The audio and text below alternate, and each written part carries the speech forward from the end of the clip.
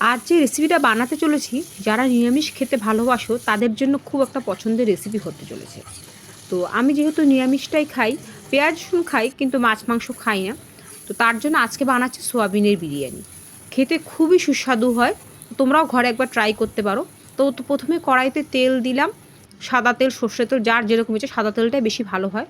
তারপর আলুটা একটু হালকা ভাজা ভাজা করে তার মধ্যে পেঁয়াজটা দিয়ে দেবো, যেন আলুটা নরম হয়ে যায়। তারপর যে আলু পেঁয়াজটা প্রায় ভাজা হয়ে যাবে, তারপর আদা রসুন কাঁচা লঙ্কা একটা টমেটো মিক্সিতে পেস্ট করে দিয়ে দিলে বেশ মশলাটা ভালো করে কষে গেলো। এবার সোয়াবিনটা দিয়ে দেবে, একটু হলুদ নুন দিয়ে দিলে সোয়াবিনটা দিয়ে বেশ কষিয়ে ঠিক ভাতটা দেওয়ার আগে তখন দিয়ে দেবে বিরিয়ানি মশলা। এবার পাশে একটা বাসনে ভাতটা করে নেবে, ভাতটা চেষ্টা গরম ভাতটা দিতে, ভাতটা মোটামুটি 75% করে রাখবে।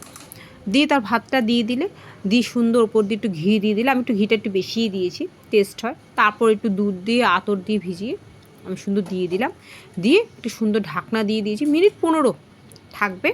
সবচেয়ে ভালো যদি একটা রুটি করা চাটুর মধ্যে রেখে দিতে পারো একটু গরমে, তারপর ঢাকনাটা তুলে দেখবে কি সুন্দর ঝরঝরে বিরিয়ানি, অসাধারণ টেস্ট।